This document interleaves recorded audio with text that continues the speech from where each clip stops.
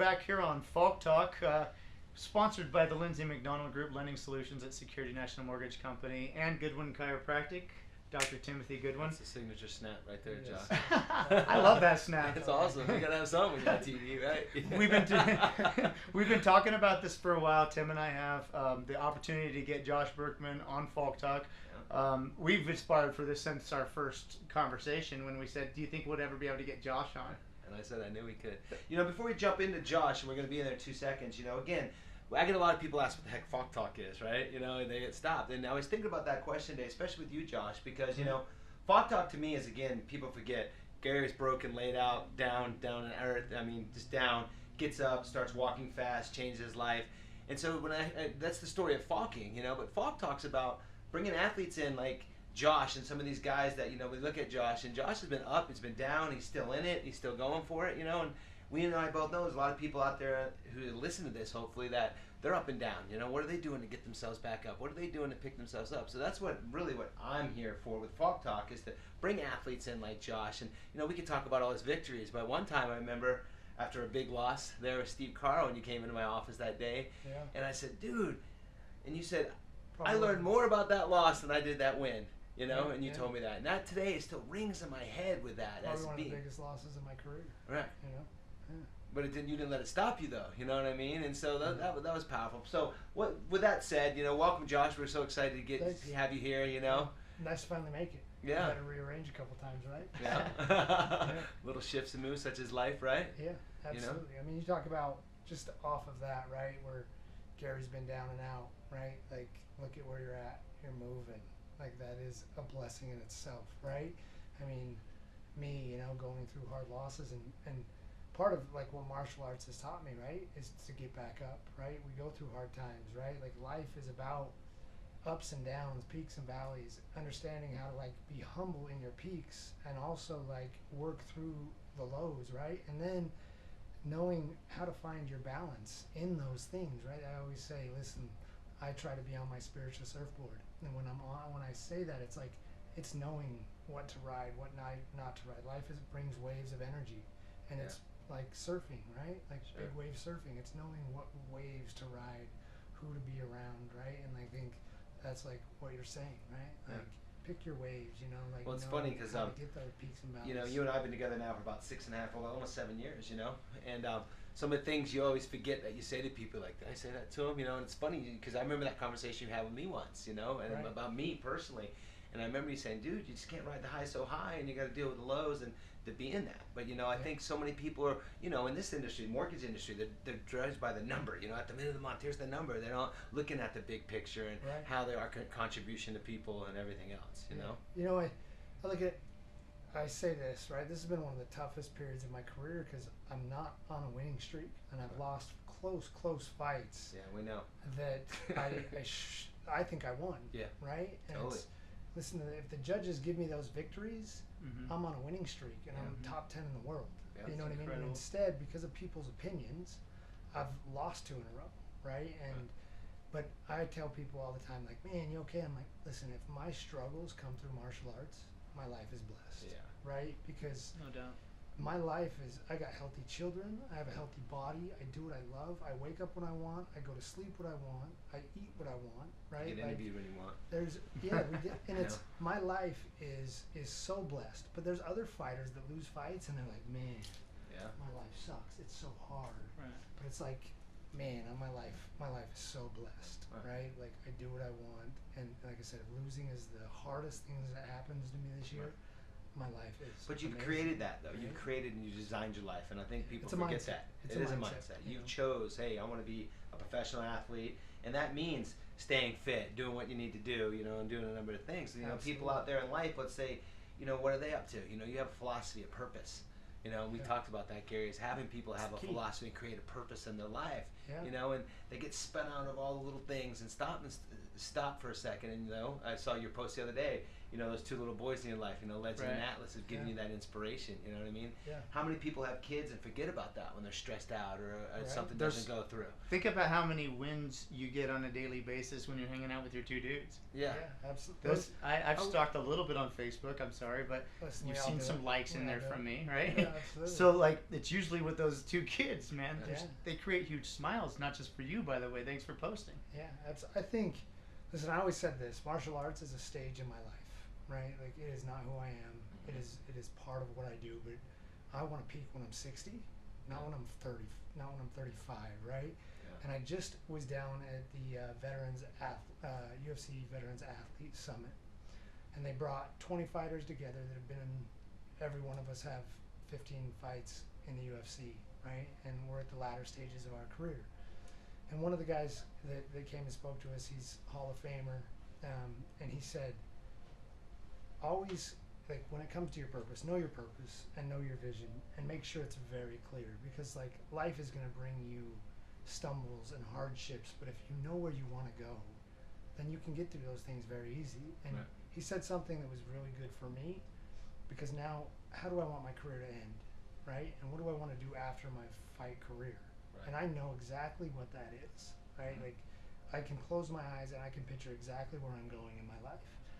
And in fighting, that helps me because, like, a lot of athletes, right, when their career's over, they worked so hard to become a professional athlete. Right. They worked so hard to get there, and they got there. Yeah. And they get the money and they live the life, but it's like 80% of athletes within 4 years of retirement are bankrupt. Yeah. And it's because they didn't have a plan after they peaked. Sure. Mhm. Right?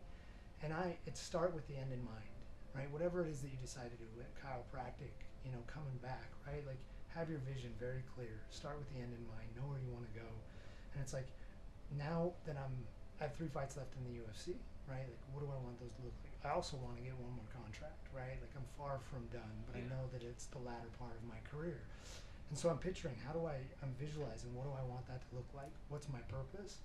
And the part of that is, like, setting up what's next, right? Mhm. This political run that I'm going Yeah. to go on, and it's going to change. But fighting's been a blessing for me, no matter where fighting takes me. Even if I don't become the UFC champion, even if I don't go out on the best win streak ever, it's all been fighting has created what I have now.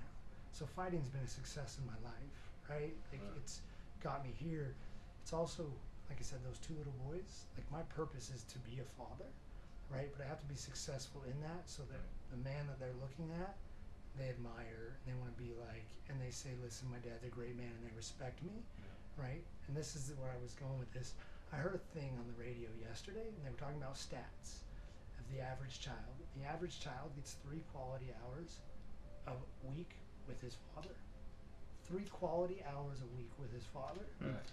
And I thought about that. You know what I mean? There's a lot of hours in the week, Yeah. right? And most of the time, and that they were saying, like, that could be like studying, like, schoolwork, or Right. Mm-hmm. you know what I Reading with mean? them And or something. I thought about that, and I was like, my life, I'm so grateful that, like, I get to take my boys and, like, play with monster trucks and go Yeah. 4-wheeling and just run around outside and play sports, and that I haven't let fame or my job or money Pull get you in the away way of, like, the things that are most important, and that's Yeah. being a dad. It's so or a funny you say friend, that you know? because, I mean, Timmy, he's like, well, Dad, why don't you work on Thursdays? You know what I mean? You can make so much money. I said, well, life isn't just about making money. You know what I mean? And I heard you say it a couple times, you know, I'm not defined by being a fighter. You know what I mean? I fight, you know, and that's huge. You know what I Right. mean? Because we haven't gone off on the definition on other questions there. What's the definition of success? You know, most people say, oh, I'm a banker, or I'm this and that. Well, that's not who you are. You know, Right. who you are is you determine who you are being in that moment. Yeah. You know, and you've always abided that. You know, Josh has always been that person. You know what I mean? That I know. You know what I mean? Earlier, he was talking about being a UFC champ. Like, there's a little bit of a time warp going on right here because I look at Josh, and my relationship with you has been sporadic. You popped in and popped out. And I remember a time when you popped in about 3 o'clock in the morning at a 7-Eleven. Right, right. And I was homeless at the time for about 3 months, you know, living from point A to point B while I was not sober yet and drinking heavily and on prescription medication and looking for kind of a suicidal way to end life. Right. An easy out, maybe. Right. and it seemed like you saw that back then, and you said something to me back then. You're like, man, you're gonna get through this. Wow. And that just gave me the chills at the time. And you know, I went back to where I was staying that night, and I thought Josh Burkman said, I'm gonna get through this. And so like that, it just rung a bell. And what I remember is that when you and Melvin Gillard were in the cage, Yeah. right, and you guys were slamming around, you became the hero out here. You became that guy for all of us. I wasn't in the cage fighting, but I was sponsoring fighters. And what you did is set a certain pace to help how many fighters get to that goal that they didn't think that they could achieve. Why would they think? The precedents hadn't been set yet. Right. Like, you are a true Nike. You know, People's warrior, man. just off of that, The people's right? warrior. People's warrior. Like, some people are like, where'd that come from, right? And I was fighting in Mike's show, right? It was a local fight show, and the promoter of the show was a good friend of mine that had been a friend of mine since we were in the 9th grade, right? And he's like, calls me up and he's like, hey, I'm putting this episode together. You need a nickname. And I was like, I need no name. Just Burkman. That's it. Just Burkman. Everybody calls me Burkman. Yeah. He's like, what do you mean, like Madonna? I'm like, yeah, like just like that. Burkman. Not like Prince. No. He's like, who's your favorite wrestler? I was like, The Ultimate Warrior was my favorite wrestler. Yeah, of course. And Hulk Hogan, you know, and we just like talked for a minute. He's like, you're the people's warrior. And I was like, what do you mean? He's like, I've known you forever, and like you love people, and people love you. And he's like, at this event before you showed up, there was 20 people here. He's like, there were 200 people here when you fought. He's like, and you're the people's warrior, and I know you, like, that's your nickname. And I was like, don't do it. Anyway, the episode came up and it said, here's the people's warrior. But that has taken on something itself that is absolutely who I am, because fighting has always been like to set a stage, and it's been a set a stage to lead people in the right direction, right? And it's not like, listen, when I was 22 years old, I don't talk about this very much, but I'm going to bring it up because of the story you told me. Right. I did a lot of cocaine, right, for a period, and it was because, listen, I'd been in over 100 street fights, and I never even got a black eye. I never lost. So fast. None of them ever lasted very long, right? And my friends know, they're like, bro, I can't believe how many fights you got in. Never once did I start a fight, right? But there was always somebody looking for a fight. There was always somebody picking on somebody else, and that guy wanted to fight, so I was going to go over and befriend the guy that didn't want to fight, right, and I was going to fight the guy who wanted to, right? And I always say, like, listen, when your life is great and your life is good, I'm probably not the guy that's going to be standing next to you. Mm-hmm. But if you're going through a hard time and you need somebody, I might be the person that shows up in your life.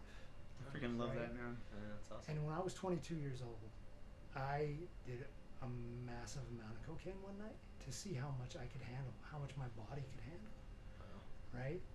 And we were downstairs, and I went up. I did a lot, and I scared my friends. And I said, I can handle all that. And they said, no, you can't. I said, I can do all that right now, and it won't even touch me.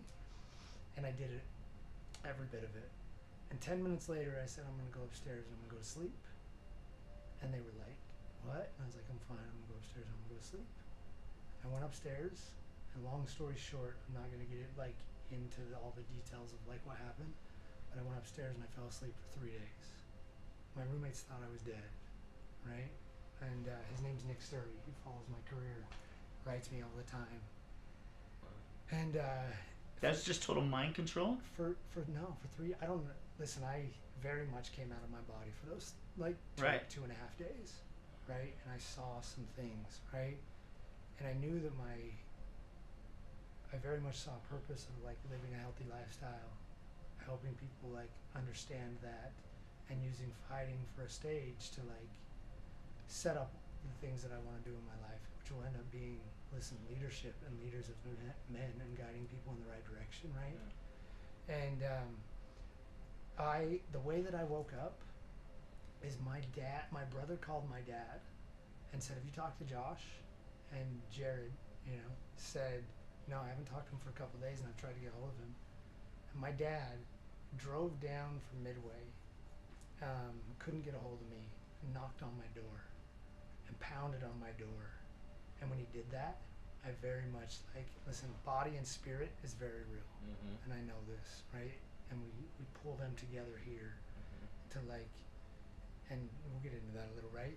But my dad pounded on my door, and I very much came right back into my body. My dad, he said, what's going on? I got up, I walked to my front door, and he said, what's going on? I said, I don't know, but I need you to take me to the hospital. He said, okay, let's go. I got my dad's car, he took me to the doctor gave me a blessing, did my blood levels, it was like, you're lucky to be alive, basically. Yeah. And in that, like, I had never, though the drugs that I did and how I had separated me from like the spirit that we carry, I wasn't happy, I felt numb, there was no like life in me, right? Totally. And so in that, like, my whole thing about what you're saying, me, you'll make it through this, right? We all go through times of highs and lows, and I have a thought philosophy, and that philosophy is very much body, mind, and spirit, right? I didn't make this philosophy up, it's been around forever, but it's something that like we talk about, listen, take care of your body, because your body is your engine, it is your battery, right? The things that you eat, exercise, falking, right? You're walking to create oxygen and blood flow, and that oxygen and blood flow, right, starts to become a battery, and then walking creates your meditation, and you become very present, I'm sure, right? Yeah. This is exercise in general. Yeah. Right. And you become when you become present and you become come into a form of meditation, your awareness is heightened. Yeah. And when your awareness is heightened, spirit is high, right? So it's take care of your body, the things that you eat, the things that you drink, hydration, exercise, and then your mind, right? Your mind also like needs that. So it's like these conversations that we have, right? Keep your mind sharp, because very much the things that you talk about and the words that you use, that creates your reality, right? We've talked about this for so many years. So watch what you talk about, right? Watch how you talk about people, because you talk about people negatively, negative energy is coming back to you. I always say it's like pebbles, right? You throw the pebble in the water, creates the ripples hit the shore, and they create waves. And those are the waves in your life, right? And the movies you watch, the books you read, the things you talk about, the words you use, this is your mind. This is the mind that's creating the waves in your life. And if your body and your mind are strong, right, they create your spirit. And when your spirit is strong, right, you can create whatever you want. A strong spirit means like having faith in like, what are you gonna do? You're gonna be very successful again, right? Like you're on that path. You're surprised, right? Yeah. Isn't it interesting though what you rate your success on now though? Right, absolutely. That's what he said. Right now, you already are. I'm so like it's not a secret. I still haven't figured out how to make enough money to pay off the IRS and my possible bankruptcy that I'm going to be filing and all of that, right? Right. And that can be a everyday stress on me. But then I forget about it for like months at a time sometimes. Right. And then I just go along with my present moment daily things, and then I forget that completely until I remind myself or somebody reminds me, hey, what's going on with your IRS thing? Jumping in, I'll just jump in there, is that I always teach people you can't make that one thing everything now. So you got one thing You've been here. teaching me this whole time. You got this one thing here, and you could be antidepressants, upset, going home, beating up your son, slapping your wife, being an idiot over that one thing. And that's where Josh is saying you got to get out and exercise. We say this on FalkTalk. You got to have some little peacefulness to get that mind straight, because so many people are so spun out, and then they add all the damn prescription medications, and it spins them out even more. Absolutely. But you just can't make that one thing everything, and you got to deal with it. You can't push it on the rug. But it's like you live in a house with 10 rooms, go to a different door, go to a different room. You know what I mean? Just get out of that room, go to a different room. But that's a practice. But that only comes from, like you said, finding that center. Most people don't find it. They don't know their center. Absolutely. I would take everything you said, and when your spirit's vibrating high, that's when you're like, miracles are happening. Absolutely. But see, people don't pay attention what's pulling you off. It's usually a past thought or a worry or a fear, which stress, and if you're doing it again, you pull it too. But how the food you're eating, that just goes down the line. We could do this for hours and hours, but that was really cool how you tied all that together. This is like when your spirit is good and it's strong, like you're a creator. Yeah. Right? Like God is within you when your spirit is strong. And that's when it's like, okay, if my vision's clear and my purpose is clear, the hard stuff, the stresses, the fear, it evaporates, and the vision's very clear, right? And I feel like the next level of that, right, is you connect with your soul, you connect with God, and that's where your purpose is at. Mm-hmm. Not what you want people to perceive you as, right? But what's in your heart and what's in your head and what's in your purpose, right?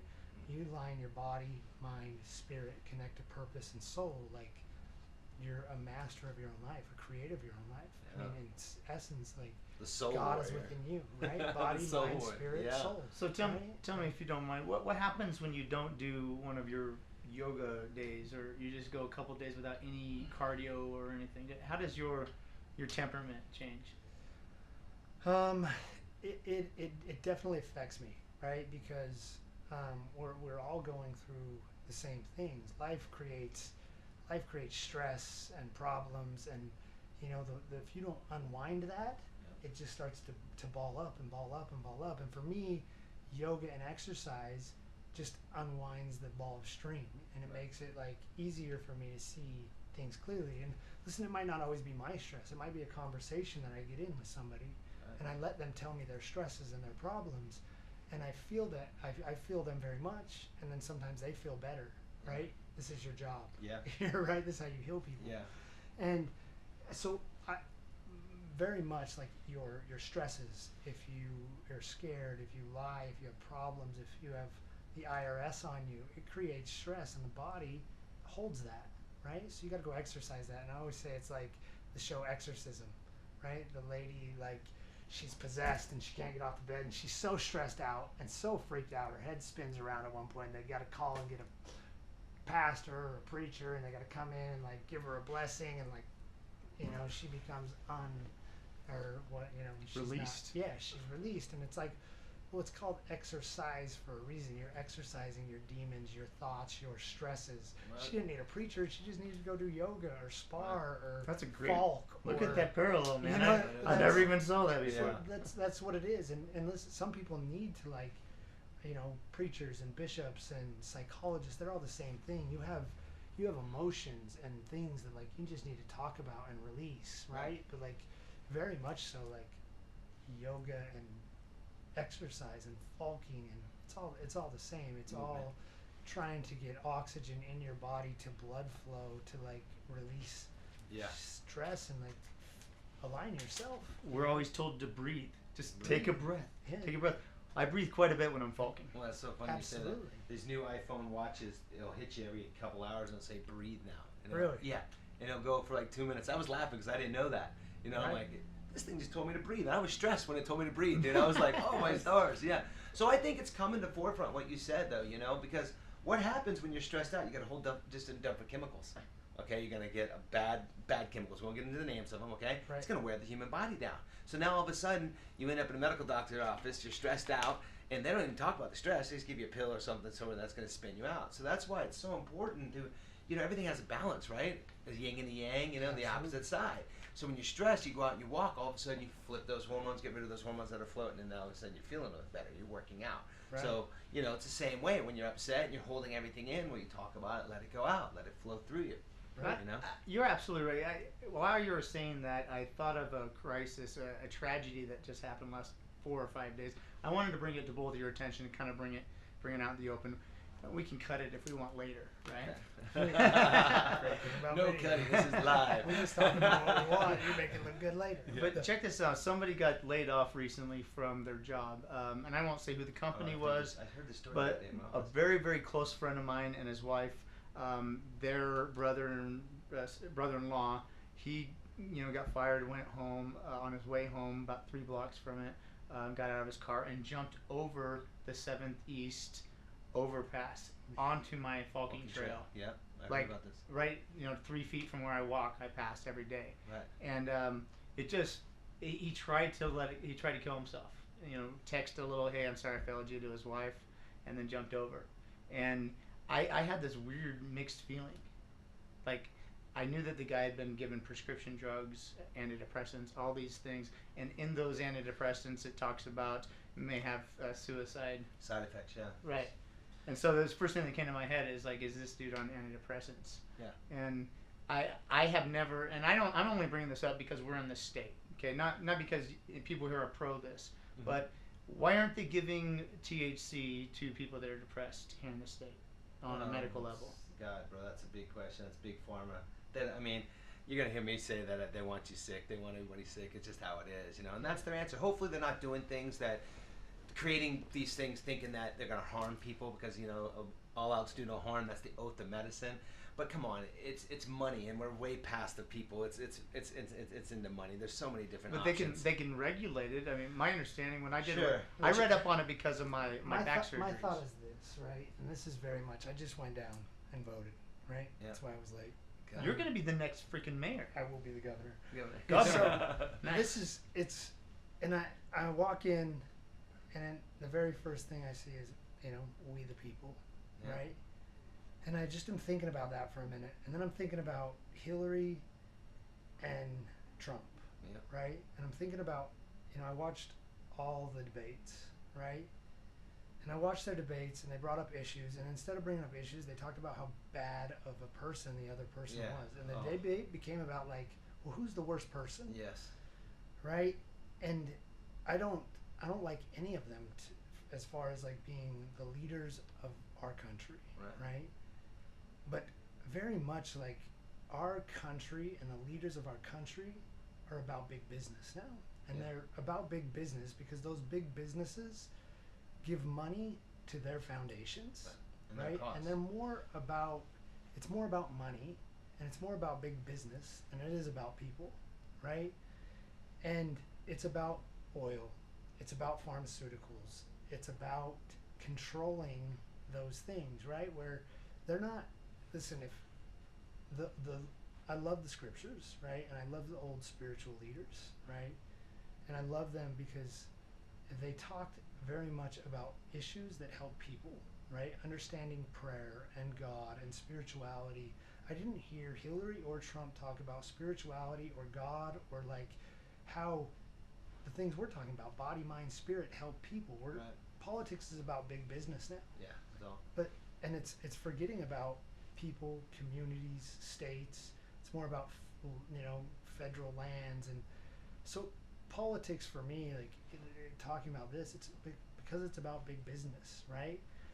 Alcohol was illegal until the government and until big bodies were able to tax it and make money off that alcohol. Then it became legal, and they marketed it and pushed it to everyone. Mm-hmm. As soon as government can figure out how to tax and monetize marijuana, it'll be legal.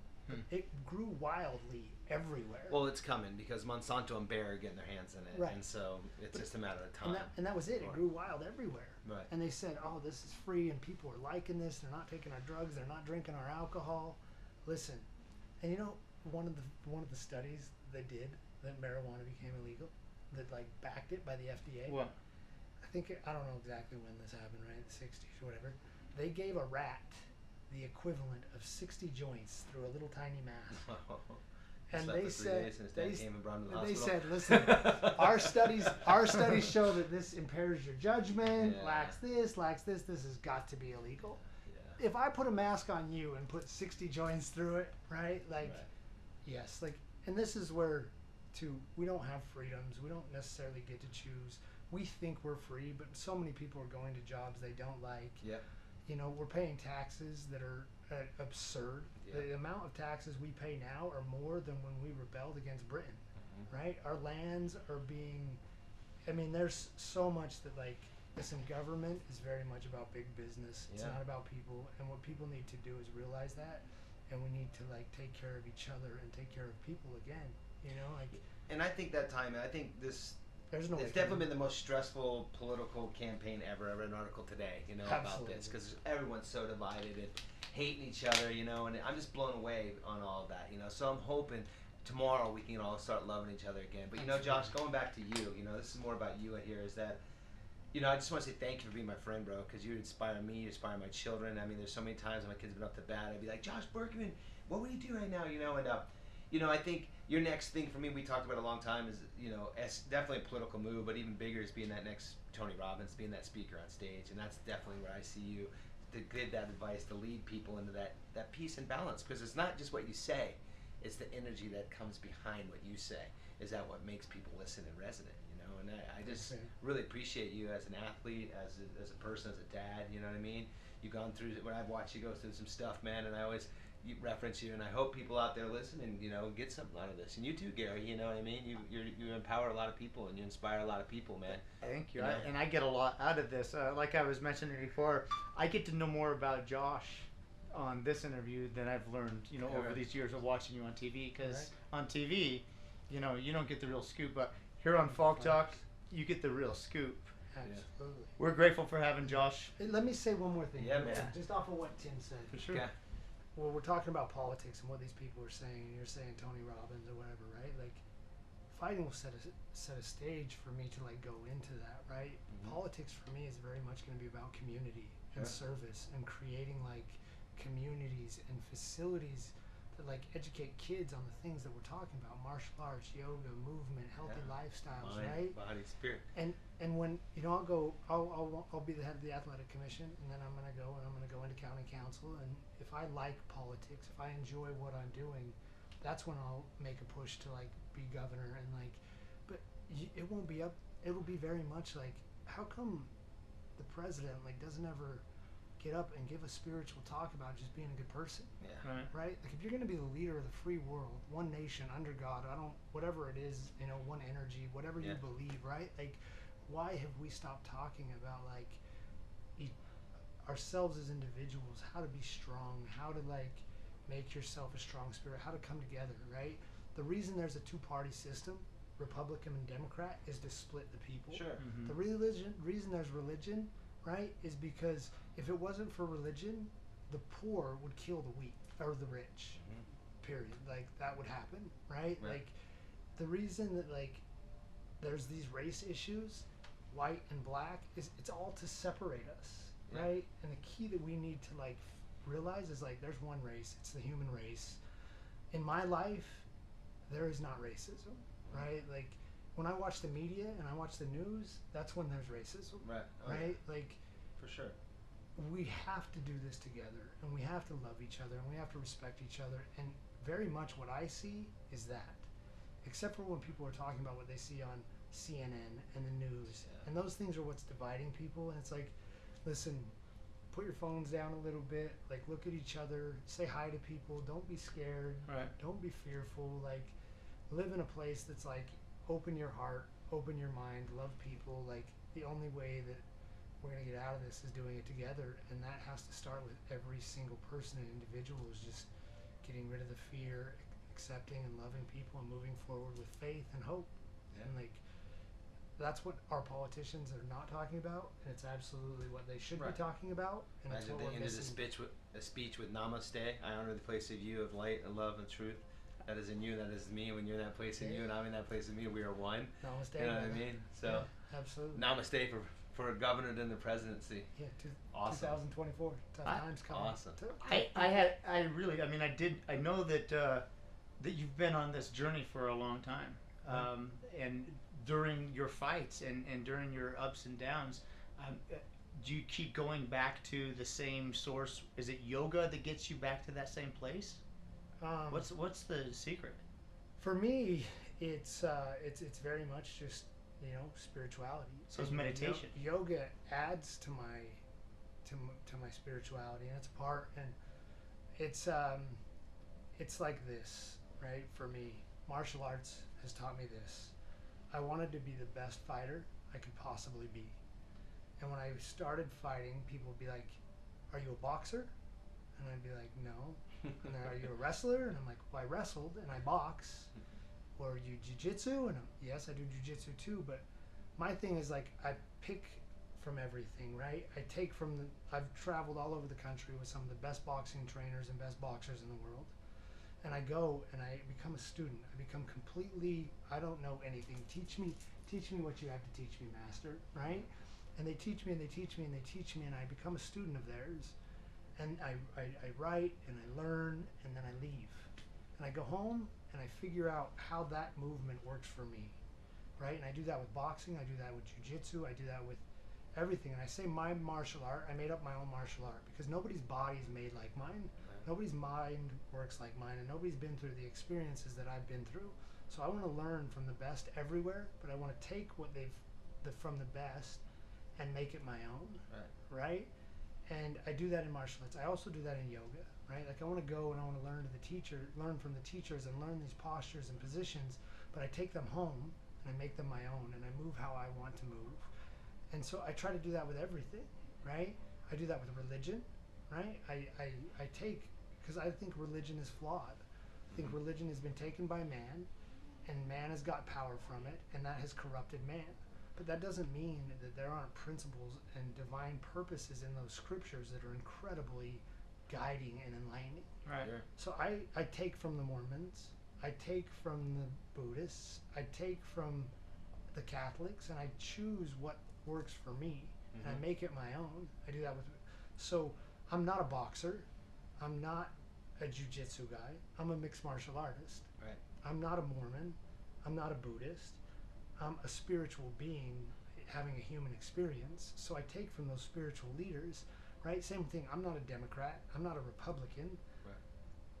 Because there's good issues everywhere. Sure. I take what works and leave the rest, right? Right. And I do that in life. And the only source that I go to is my heart and my head and my God.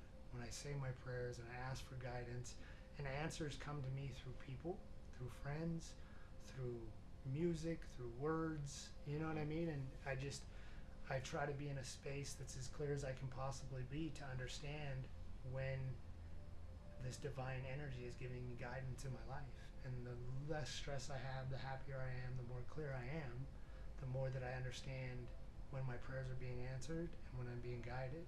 And prayer is very much meditation. Prayer can be to God. Prayer can be to yourself. Listen, whatever it is that works for you.